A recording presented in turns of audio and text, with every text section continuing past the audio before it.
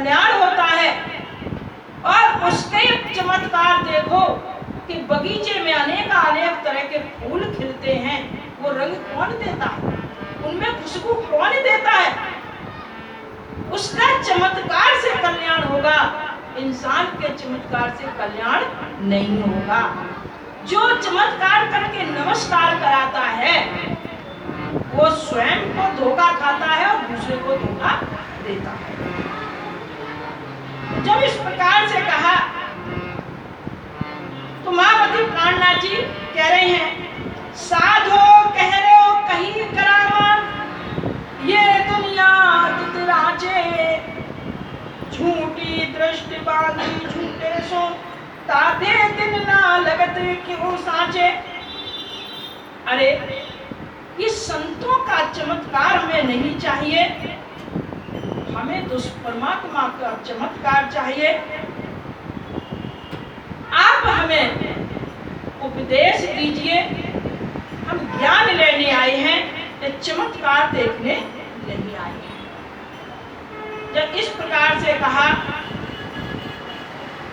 तो चिंतामणि कहने लगा, कौड़ी ते हीरा भया, हीरा ते भया लाल, आधा भक्त कबीर है, पूरा भक्ति कमाल। जब ये बात कही तो कहने लगे, जो कबीर दास हैं वो तो आधे भक्त हैं और उनका पुत्र पूरा भक्त है। क्यों? क्योंकि कबीर दास कह रहे हैं मन के लिए कि मन बड़ा चंचल है, मन परमात्मा तक नहीं पहुंचता, मन का नियंत्रण करना कठिन है। कहते हैं मन का कहना न मानिए, मन है पक्का चोर, ले जावे मझधार में वहीं देवे है चोर। कबीर दास कहते हैं कि मन का कहना मत मानो, मन पक्का चोर है, मझधार में ले जाता वहीं देता है चोर, वहीं छोड़ देता है। जैसे आंखें कहती हैं सुंदर वस्तु देखो, तो कामी पुरुष सुंदर स्त्री के पीछे पड़ जाता है, काम किसके? आंखों के लालायत में। और जब पास में जाता है आई लव यू कहा तो जूते बजने लगते हैं, वही मन छोड़ देता है। वहां फिर देखता है खड़ा खड़ा, फिर आनंद लेता है। तो कहते मन का कहना मत मारो मानो, और मझधार में बैठ वहीं छोड़ देता है। तो कबीर दास ने तो ये कहा, तो यहाँ चिंतामणि कह रहे हैं कि उनका जो पुत्र हैं वो कहते हैं कि मन का ही कहना मानो, क्योंकि मन से ही परमात्मा की प्राप्ति होती है। मन का कहना मानिए, मन है पक्का मीत, पार ब्रह्म पहचानिए या ही सो पंथी। कहते मन का कहना मानो, क्योंकि मन ही सच्चा मित्र है, क्योंकि मन के ही वशीभूत इंद्रियां हैं, और इंद्रियों के अनुकूल जब चलोगे तो परमात्मा मिलेगा। लेकिन कब? जब नियंत्रण में मन बोलता, मन को इंद्रियों को नियंत्रण में करो। जब इंद्रियां नियंत्रण में होंगी तो यही इंद्रियां परमात्मा की ओर झुकेंगी। फिर ये नहीं कहेंगे सुंदर स्त्री देखो, फिर तो ये कहेंगे भगवान के दर्शन करो। कान कहेंगे कि जिसको डांसर नहीं सुनना है, फिर तो कहेंगे भगवान के भजन कीर्तन सुनो। तो जब इनके मन बस में होगा तो इंद्रियां आध्यात्मिक कार्य में लगेंगी, तो इसी से कल्याण होगा। तो यहाँ कह रहे हैं कि कौड़ी से हीरा बना। कबीर दास कौड़ी, कौड़ी का मतलब जुलाहा के बेटा थे, जुलाहा के। और जुलाहा के जब बेटा थे तो काम कपड़ा बिनने का काम करते थे, और जब कपड़ा का काम करते थे, कपड़ा का काम करते करते वही कबीर दास करने लगे। और जो कबीर कमाल थे वो हीरा से लाल हुए। हीरा माने हीरा, हीरा से लाल, लाल की कीमत ज्यादा होती है। तो कहते हैं, तो यहाँ आधा भक्त कबीर, तो यहाँ कह रहे हैं कि आधा भक्त तो कबीर आधे हुए, लेकिन ये कमाल पूरे हुए। तो यहाँ इस साखी का महामती प्राणनाथ उदाहरण देते हैं, आधा कबीर और पूरा भक्त कमाल का आशय जिस अर्थ से आप ले रहे हो वो आशय नहीं है। आप भौतिक दृष्टि से ले रहे हो, लेकिन वो आध्यात्मिक दृष्टि से है। क्यों? क्योंकि जो कबीर दास थे वो परिश्रमी थे, माता पिता के किए कर्तव्य के व्यापार पर चलते थे। तो उनके पिता कैसे थे? जुलाहा। तो वो भी कपड़ा बिनते थे और बिन करके बेचते थे, और बेचने के उपरांत जो आधा पैसा तो घर गृहस्थी में लगाते थे और आधा पैसा परमार्थ में लगाते थे। यानी कहने का अर्थ, कमाई का 50% तो परमार्थ में, संतों की सेवा में, और 50% घर की कमाई में लगाते थे, घर की खर्चा। और जो कमाल थे वो पूरा भक्त का मतलब ये नहीं है, वो पूरा भक्त का माया के पूरे भक्त थे। कबीर आधे थे माया के, क्योंकि आधी गृहस्थी में पैसा लगाते थे, तो आधे भक्त हुए माया के। और कभी और जो है कमाल है पूरे माया के भक्त हुए। तो क्यों? क्योंकि जो कमाल है, एक बार एक बगीचा में खड़े हुए थे, बगीचा में। तो जब वहां बगीचा में खड़े थे तो एक राजकुमार आया। तो राजकुमार ने देखा कि ये बच्चा फटे पुराने कपड़ा पहने खड़ा है, देखने में तो बड़ा सुंदर है? जो सुंदरता है छिपती नहीं है, भाई फटे पुराने कपड़ा पहने। देख करके राजकुमार बोला कि भाई तुम गंदे और फटे पुराने कपड़े क्यों पहने? बोले हमारे जो पिताजी हैं जुलाहे का काम करते हैं, कपड़ा बनाते हैं, बेचते हैं, गरीब स्थिति है, इसलिए हमारे पास कपड़े नहीं है। तो ने कहा ठीक है, मैं तुम्हें अपना दोस्त बनाता हूँ, कल यहीं हमें मिलना, हम तुम्हें बढ़िया कपड़े लाएंगे। तो वो राजकुमार जाकर के उनको अच्छे कपड़े लेके देता है। जब अच्छे कपड़े लाके देता है तो अब वो राजकुमार की तरह वो भी हो गया, दोस्ती हो गई दोनों, रोज आते खेलते कूदते। एक तो राजकुमार बोला कि भैया हम आपकी दोस्ती तो मजबूत हो गई है, चलो एक हमारे घर चलो। जब घर ले गया तो घर देखा तो राजमहल का महल देख करके बहुत खुश हुआ, सुंदरता महल में देख करके लालायित हुआ। एक तो वो कहने लगा कि हमारा तो घर आपने देख लिया, हमारी पक्की दोस्ती हो गई, अब तुम भी तो अपना घर दिखाओ ना। तो अब वो संकोच किया, बोले यार इसमें संकोच की, प्रेम में गरीबी अमीरी नहीं होती है। जब हम आप पक्के दोस्त बन गए, संकोच नहीं करो, अपनी झोपड़ी नहीं ले चलो। तो जब वो राजकुमार उस झोपड़ी में गया तो देखी झोपड़ी, तो उसने सोचा कि मैंने इसको मित्र बनाया है, तो मित्र का फर्ज बनता है मित्र को सहयोग करना, तो मैं इसके महल बनवा दूं। तो कबीरदास जो है कुछ दिन के लिए सत्संग में गए हुए थे बाहर, और इसने राजकुमार ने अपने पिता से कह करके जो उस माह का टैक्स राज्य का आया वो कबीर को कमाल को दे करके उस जगह उनका महल बनवा दिया। जब महल बनवा दिया, महल में जब रहने लगे, एक दिन जब कबीरदास आए तो कबीरदास ने जब वो महल देखा, बोले हमारा घर कहाँ गया, हमारा घर कहाँ गया, झोपड़ी कहाँ गई? तो कमाल बोला पिताजी मेरा दोस्त राजकुमार बन गया है, तो उस राजकुमार ने अपने जैसे हमारी दोस्ती करके अपनी जैसा हमें बना लिया, और हमें अच्छे अच्छे कपड़े गहने दिए और महल भी बनवा दिया है। तो कबीरदास वहां कहते हैं कि बेटा हमें अपनी कमाई की जो झोपड़ी है उसी में रहना है, हमें दूसरी की कमाई के इस महल में नहीं रहना। कहने का हर कथा में कोई ना कोई रहस्य भरा होता है।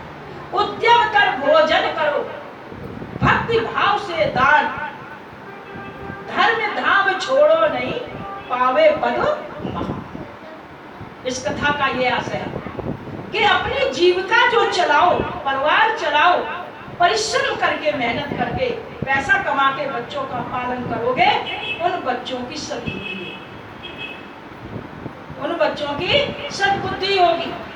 और जो 2 नंबर की कमाई से करोगे तो वो फिर आप कहोगे हमारे बच्चे कहने में नहीं है। तो कैसे कहने में आएंगे? कैसे कहने में आएंगे? जैसा खाओ वैसा हो मत।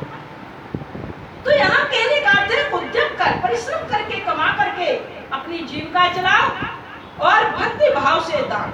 जो दान करो भाव से करो, देखा देखी ना करो।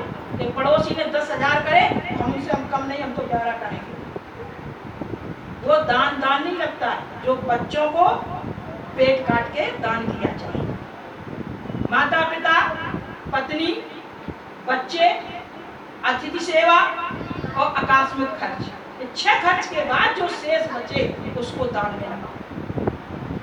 तब दान में लगाओ, वो परमार्थ में लगेगा। और अगर देखा देखी करोगे, समर्थ से ज्यादा करोगे, वो कभी दान में नहीं लगेगा, वो आपका बेकार दान जाएगा। तो भक्ति भाव से दान, भक्ति से दान करो। धर्म धाम छोड़ो, धर्म को मत छोड़ो। तो पावे पद महान, तब आप पद को महान पाओगे।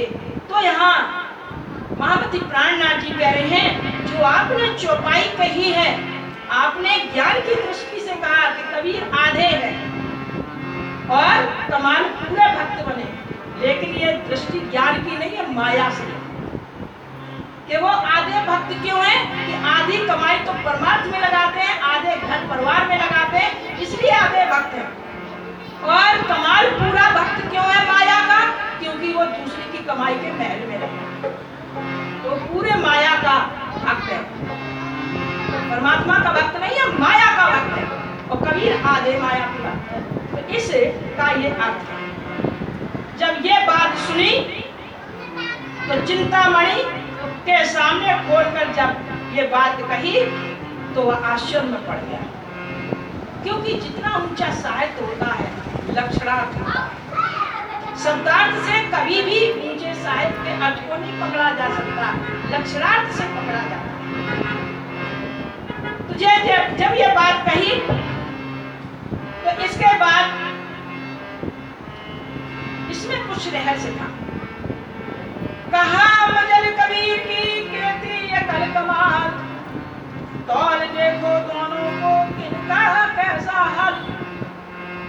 तो यहाँ महामती प्राणनाथ जी कहते हैं कि जितना ऊंचा स्थान कबीर का था उतना कमाल का नहीं, क्योंकि कमाल ये छठ ब्रह्मांड के अंदर करती भक्ति थी, लेकिन कबीर को छठ ब्रह्मांड से परे ज्ञान हो गया था।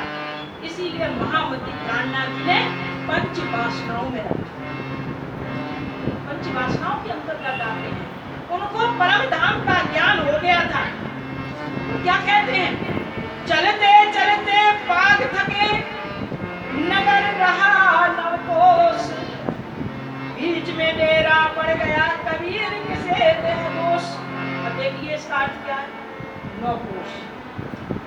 तो नौकोश को अर्थ मानोगे भाई, सहीदा शाब्दिक अर्थ क्या है? कि चलते चलते पाग थके, पाग माने पैर थके, चलते चलते, फिर भी जौन महल में जाना था नौकोश रह गया है, और बीच में डेरा पड़ गया, थकावट हो गई तो वहीं रह गए, आगे नहीं पढ़ पाए। और कबीरा किसे दे दोष? तो कबीर कैसे किसे दोष दे? अपनी तो दोष है, हम थक गए तो बैठ गए, सामने का लेकिन लक्षणार्थ से अर्थ निकलता है। लक्षणार्थ क्या है? कबीर कहते चलते चलते, यानी हम तो पूर्ण ब्रह्म परमात्मा की प्राप्ति के लिए खोज के लिए निकले थे, लेकिन चलते चलते नौकोश रह गया। यानी नौकोश माने 9 लाख योजन कोश, अक्षर धाम से परम धाम। तो नौकोश माने 9 लाख योजन दूर रह गया। और कोश का अर्थ लक्षणार्थ लेना। और बीच में डेरा पड़ गया, तो वो नौकोश रह गए, बीच में डेरा नहीं, अक्षर उस ब्रह्म में ही रह। इसमें कबीर का क्या दोष है? कबीर का क्या दोष है? क्यों? कि उनका टिकट वहीं तक का था, टिकट वहीं तक का था। गाड़ी बंबई जा रही है और हमारा भोपाल तक का टिकट है, तो भोपाल को करना पड़ेगा। वो हमें मालूम है कि बंबई तक जा रही है, तो कबीर लेकिन वहां तक का टिकट नहीं था। तो इस प्रकार से जब कबीरदास के कहा कि उनको अक्षर धाम परम धाम का ज्ञान था, कहते हैं हद हद सब कोई गया, बेहद गया न कोई, हद बेहद के बीच में रहा कबीरा सोए। कि जो हद से दुनिया पूरी, यानी हद माने छल ब्रह्मांड के अंतर्गत की दुनिया इसी अक्षर हद को ही परम धाम मान लेती है। जो काल निरंजन है, सात शून्य है, वहीं से छल ब्रह्मांड की सारी उत्पत्ति होती है। तो उस सात शून्य को ही छल ब्रह्मांड वाले परम धाम मानते हैं। इसीलिए वेदों में कह दिया है नेति नेति। तो परमात्मा की जब खोज नहीं कर पाई तो नेति नेति शब्द पे संतुष्ट हो। तो इस प्रकार से जब कबीरदास कहते हैं कि हद बेहद के बीच में पड़े रहे, लेकिन वो बेहद कहाँ है? जा घर में अवलाव से वहे प्रेम से पूर, दास कबीरा यों कहे सो घर हमसे दूर। देखिए अवला शब्द आया, अवला माने नारी, स्त्री। जिस घर में स्त्री का वास है वही प्रेम है। तो कहाँ है प्रेम धाम? परम धाम। और स्त्री को तो वास है ब्रह्मांगना परमात्मा, एक ही तो पुरुष है, सब वहां स्त्री है, कोई पुरुष है ही नहीं। तो कह रहे हैं कि जिस घर में अवलाएं रहा करती हैं तो प्रेम की लहर वहीं चलती है, परंतु वह घर हमसे बहुत। तो जहां अवलाओं का वास है, यानी ब्रह्म आत्माओं का जहां वास है उस परम धाम में, वह हमसे बहुत दूर है। तो परम धाम काफी दूर है। तो लक्षणार्थ अर्थ से ऊंचा साहित्य रहता है। जैसे एक संत थे, उनके गुरुजी बोल गए कि बेटा तुम्हें जब कभी पैसा की जरूरत पड़ जाए, धन की कमी आ जाए, तो चैत की दशमी के दिन, शुक्ल पक्ष की दशमी, चैत की दशमी के दिन ठीक 12 बजे रात्रि में मंदिर की गुम्मत को तोड़ना, पैसा की प्राप्ति हो जाए।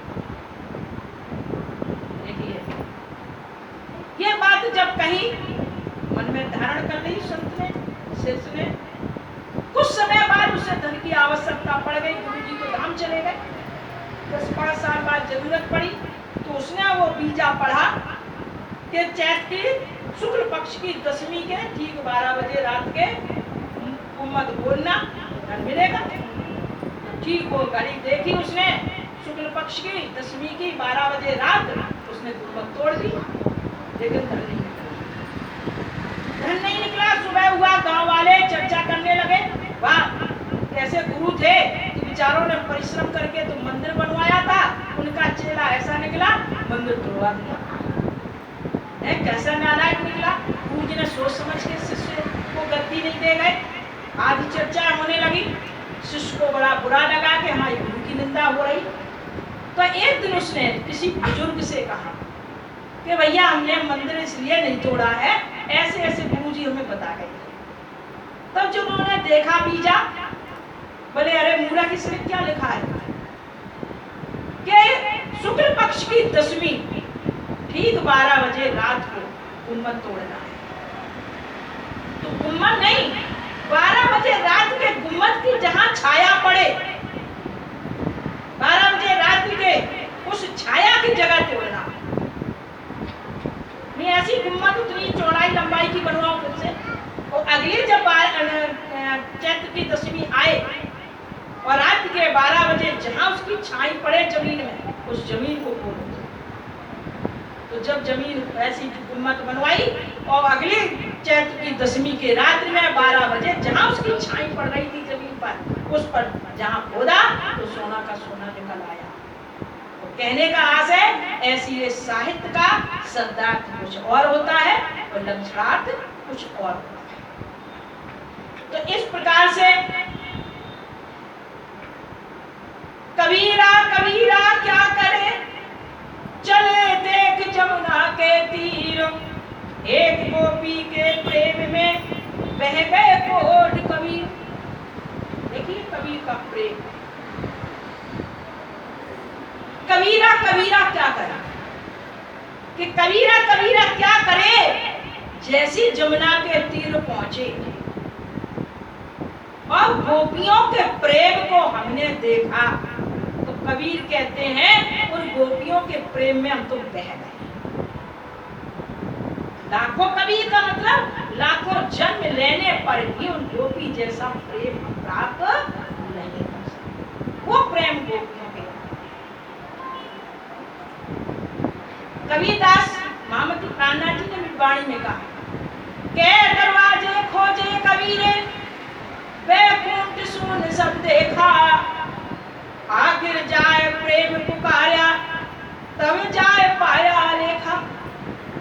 कबीरदास जी कहते हैं कि जब तक हम उस प्रेम परमात्मा को बैकुंठ आदि में खोजते रहे, परमात्मा की झलक नहीं दिखी। और जैसे ही आखिर जाए प्रेम पुकारा, जब प्रेममयी भक्ति से हमने पुकारा, प्रेम भाव से, तब हमने उसको प्राप्त किया। तो कबीर भी प्रेमी बने तब परम धाम की पहचान कर पाए।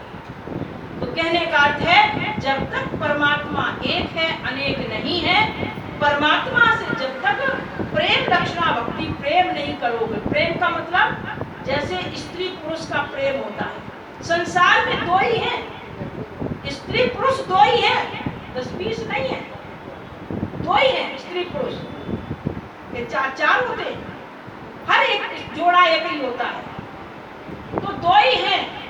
तो जब स्त्री पुरुष के प्रेम जब होता है तो प्रेम का प्रतीक बना रहता है। जैसे कहते हैं योगी भोगी बराबर होते हैं। योगी भोगी क्यों बराबर होते हैं?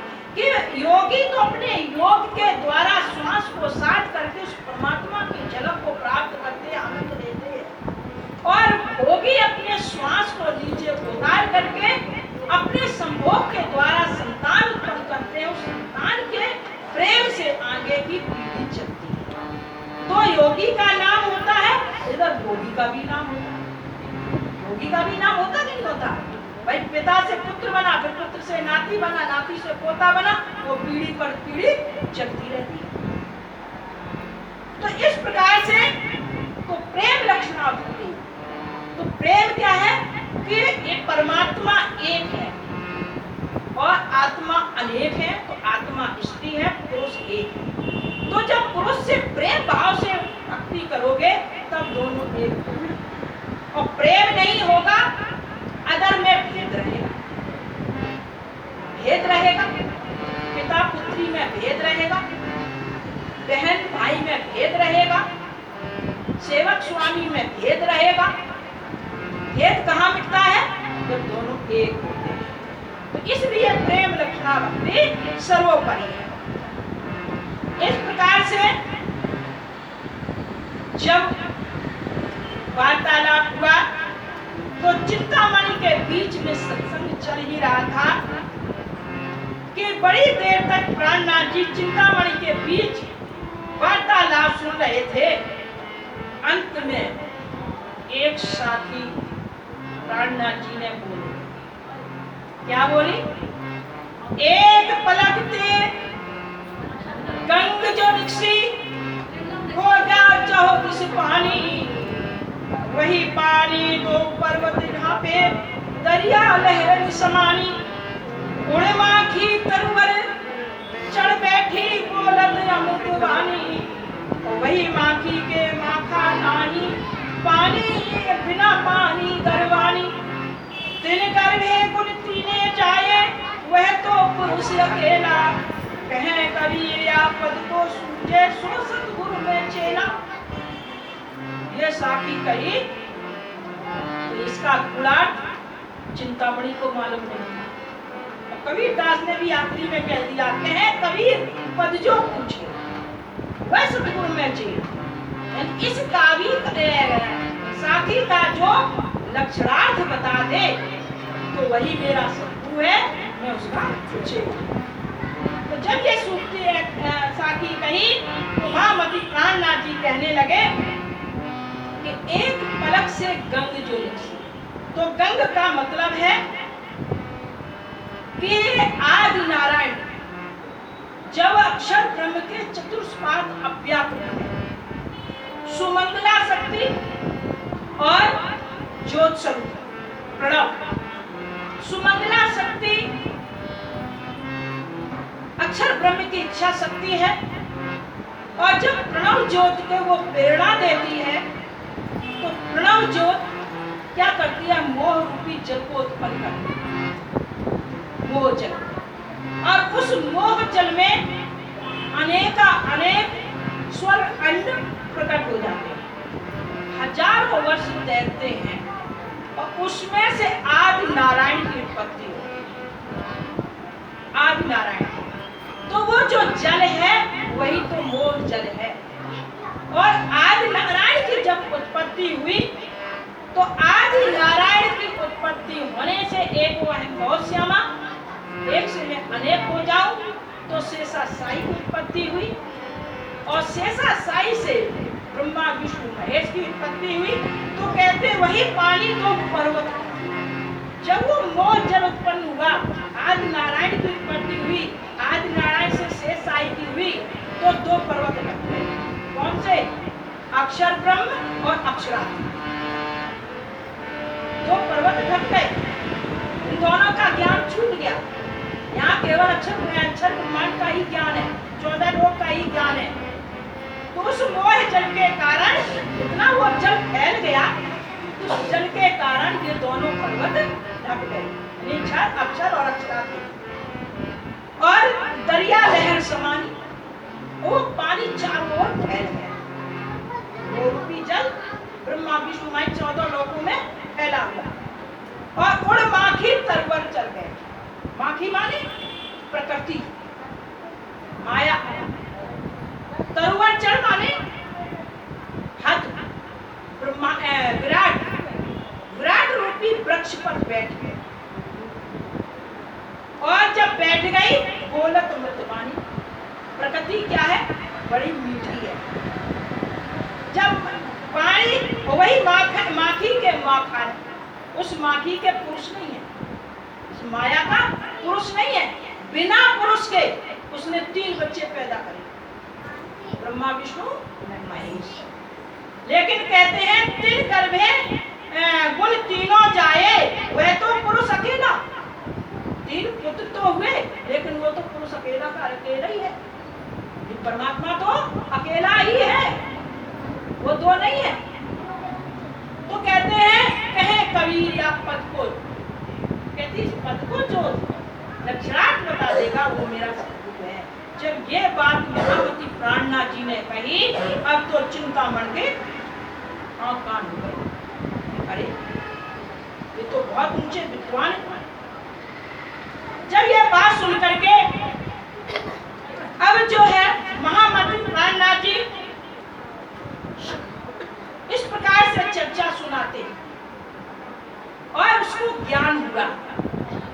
तो एक दिन जब वो चर्चा सुन रहा था तो महामती प्राणनाथ जी ने कुछ ऐसे शब्द बोल दिए जो उसको बुरे लगे।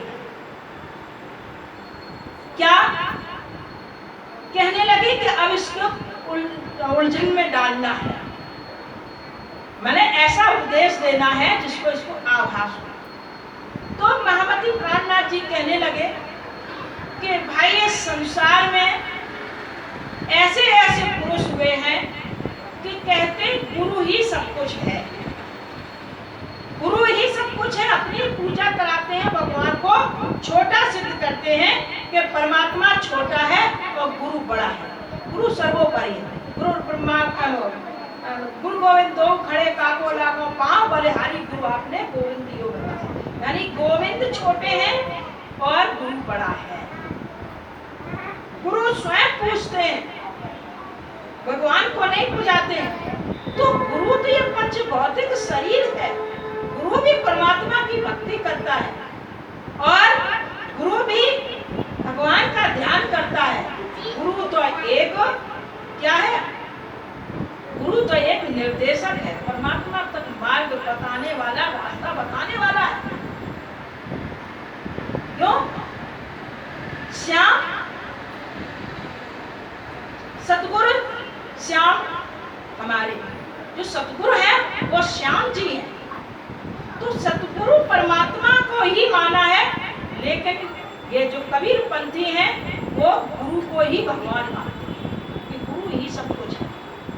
तो कहने लगे ऐसे गुरु जो हैं प्रकट होकर के कहते हैं कि मैं चाहूं तो चतुर्भुज भगवान के दर्शन करा दूं, मैं चाहूं तो शेषाशायी भगवान के दर्शन करा दूं, और मैं चाहूं तो हद बेहद नाद की ध्वनि सुना दूं, और मैं चाहूं तो तारे आदि का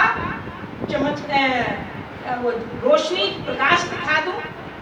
तो इस प्रकार का अहंकार करने वाले कभी भी परमात्मा की प्राप्ति नहीं कर सकते। जब यह बात सुनी तो चिंतामणि समझ गए कि मेरे लिए कह रहे हैं। भाई वक्ता तो वाणी बोल रहा है और प्रभाव में बोलता जा रहा है। अब आप अपने आप में समझो कि हमारे ऊपर ढाल के कही जा रही है, तो ये आपकी सोच है। जब आपके अंदर ऐसा गुण है तो आप में आएगा कि हमारी ऊपर कही जा रही है, वक्ता तो बक रहा कह रहा है। तो ऐसी जब ये बात आई तो चिंतामणि गए और जा करके कहने लगे गुरुवर आप हमें अकेले में कुछ भी कह डालो, लेकिन ये हमारे 500 शिष्य बैठ गए हैं, इनके सामने हमारी मजाक न बनाओ, इनके सामने हमारी मजाक न बनाओ। तो ये बात कही कि बोले अभय ये शरीर का आभास है, इस कथा से ये लेना सीखना कि जब तक हमें शरीर का अहम रहेगा परमात्मा की प्राप्ति नहीं हो सकती। शरीर का अहम पर त्याग करना होगा। शरीर के अहम होते हुए, क्योंकि हम एक मार्ग पर चल सकते, दो मार्ग पर नहीं। अभी समझे, आत्मा का धर्म अलग है, शरीर का धर्म अलग है। हमारे यहाँ एक संत थे, ऐसे संत थे जंगल खेतों में रहते थे, और कोई चीज मच जाए अगर कि चलो संत के दर्शन कर आए, तो पता चलता पेशाब कर लेते, विष्ठा कर लेते और ऐसे लेकर के उसमें शरीर में लगाने लगते। शरीर में क्यों? क्योंकि अगर ये लोग हमें देखेंगे, आएंगे बैठेंगे, कुछ पूछेंगे तो हमारे भजन में व्यवधान, भजन में व्यवधान होगा। पीछे आपने भामती प्राणनाथ जी की सुनी थी कि जब उनको चिंतन हुआ था कि हमें कौन सी कमी है, तो रास्ते में दोस्त भी मिल जाते तो मुंह मोड़ लेते थे। क्यों मोड़ लेते थे? कि खड़े होकर बात करने पड़ेगी तो हमारे भजन में व्यवधान होगा। तो क्योंकि शरीर का आवाज नहीं है, स्वच्छता पवित्रता, ये तो शरीर का धर्म है। हम शरीर के सुंदरता में लपेटने बड़े समय लगाते रहेंगे तो परमात्मा की भक्ति कब करेंगे? जितने परमहंस टाइप के प्राणी हुए हैं, भक्त हुए हैं, उन्होंने शरीर को ध्यान नहीं दिया, तो लपेट लेते थे। तो ऐसी घृणापन देख करके कोई उनके पास ही नहीं जाता। और जब कभी अचानक कहीं आ जाते गांव में और जिसके ऊपर हाथ रख देते या आशीर्वाद दे देते, मतलब उसका मन काम पूरा हो जाता। ऐसे सब, लेकिन आते अपनी इच्छा से, और कोई इच्छा से जाए उनके पास चले जाए तो ऐसी घृणात्मक काम करने लगते। तो उनकी 2 जगह समाधि बनी, 2 जगह समाधि बनी। भैर में बनी समाधि, वहां भी उन्हें देखा और संत की समाधि दी गई, और संत की समाधि देने के बाद दूसरे गांव में लोगों को ने देखा, वहां देखा, पता चला नहीं भैर में तो शरीर छोड़ दे, वहां समाधि दे गई। बोले नहीं, फिर उस गांव के वहां लोग गए, वहां भी वे बाबा, तो फिर वहां उन्हें शरीर छोड़ा तो वहां समाधि। तो ऐसे ऐसे विलक्षण संत। तो इस प्रकार से जब चिंतामणि ने इस प्रकार कहा कि गुरुवर हमें अकेले में कुछ सुना लो, और इनके सबके सामने न सुनाओ, महामती प्राणनाथ जी को रात में नींद नहीं पड़ी। बोले इसको कैसे जगाया जाए, इस शरीर का अहम कैसे मिटाया जाए, क्योंकि ये आत्मा तो परमात्मा परमधाम की है, जगाए कैसे। अब इस शरीर का अहम है तो रात भर करवटे बदलते रहे और एक वाणी निकली। क्या निकली? सुनाओ भाई बात।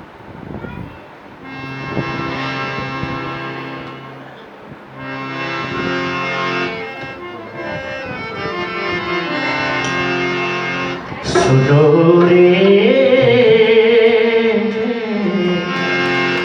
सत्य के बंजारे,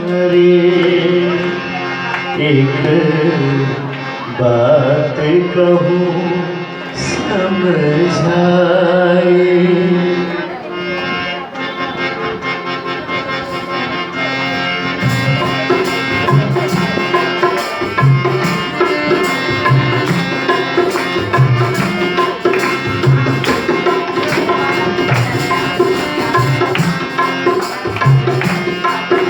सुनो रे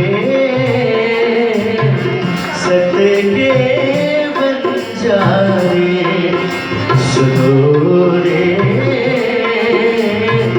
सत्य के बंजारे, एक बात कहूँ समझाए।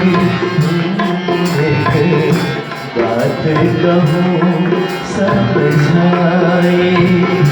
या फतबाजी रची माया की, या फतबाजी रची माया की, ताए सब कोई उड़ जाए। सुनो रे सत्य के बंजारे, सुनो रे सत्य के बंजारे। सभी कहेंगे मीठी मीठी ताली बजाते हुए आप से श्रीराम को।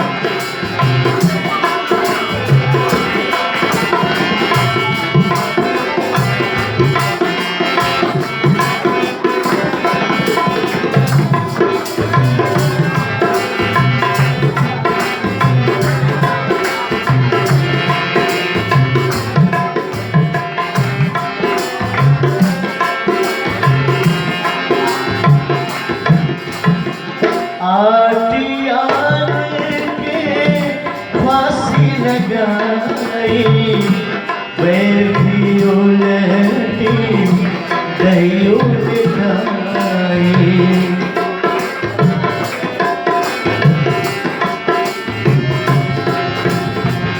आटियान के फांसी लगाई, पैर भी उलटी दही उलटाई। बंद पर बंद दी के बिध के, बंद पर बंद दी ये बिध के, सो खोली कि न जाए। बात कहूँ समझाए। सुनो रे सत्य के बंजारे,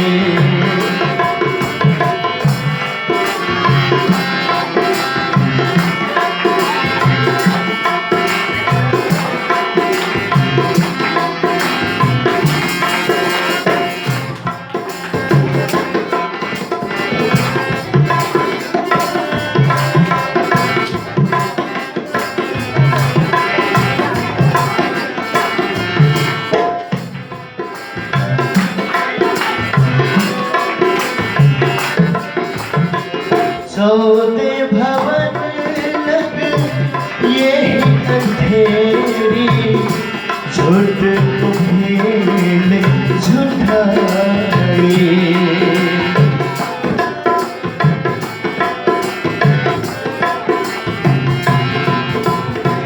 सौदे भवन लग ये अंधेरी, छुटाए प्रकट नास व्यास पुकारे प्रकट नास व्यास पुकारे सुखदेव साग पुराए बात कहूँ समझाए सुनो रे सत के बंजारे सुनो रे सत के बंजारे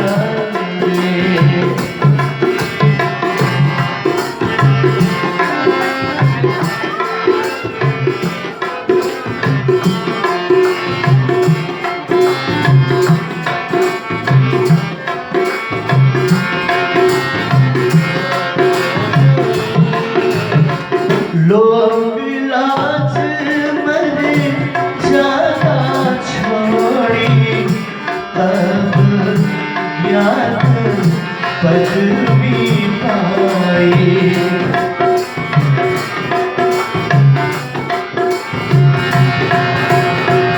लोग लाज मर जाना छोड़ी अब याद पदवी पाई एक लाख जो छोटे बुझाए एक लाख जो छोटे बुझाए क्यों तुझी मोटी लगाए बात कहो समझाए सुनो रे सत के बंजारे सुनो रे सत के बंजारे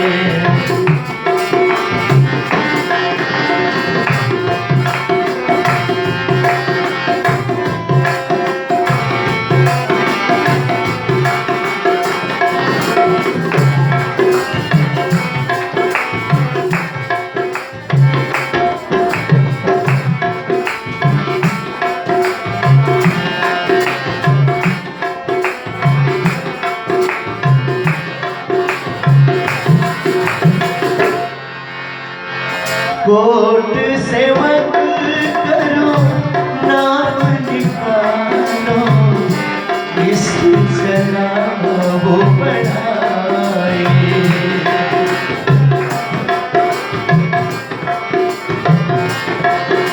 कोट सेवक करो नाम निकालो इससे चला वो बढ़ाए सेवा कराओ सतगुरु कहलाओ सेवा कराओ सतगुरु कहलाओ पर अलखन देव लखाए बात कहूँ समझाए सुनो रे सत के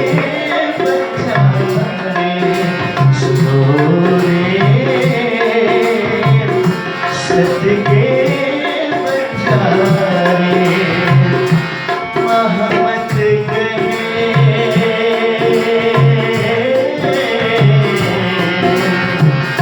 महमत कहे सब चेत होइयो मिलिया है अंकुर आए महमत कहे सब चेत होइयो मिलिया है अंकुर आए झूठी झूठे साची पाइए झूठी झूठे साची पाइए सतगुरु लीजिए जाए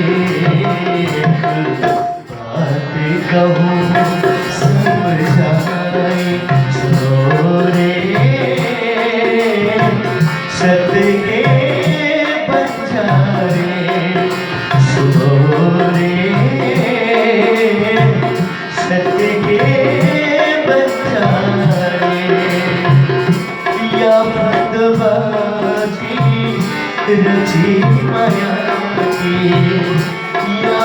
माझी रची माया की कामे सब कोई रहा उलझाए सुनोरे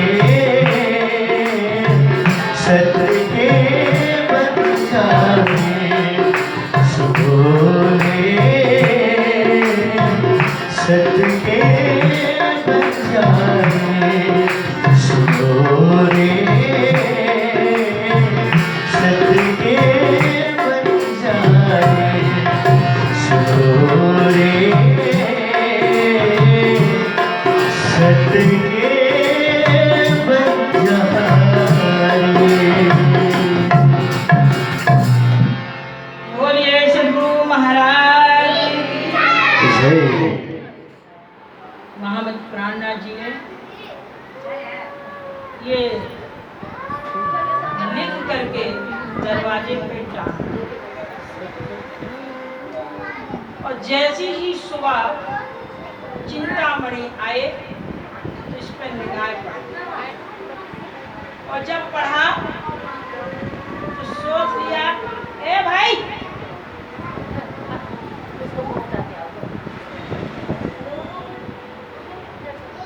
चुप रहो बेटा, शांत रहो। बोलिए सदगुरु महाराज की जय। तो अगर आत्म कल्याण चाहते हो तो किसी भी संत या गुरुजन की वाणी को समझ लो कि मेरे ऊपर कही जा रही है और उस वाणी को अपने जीवन में उतार लो तो बेड़ा पार हो जाए।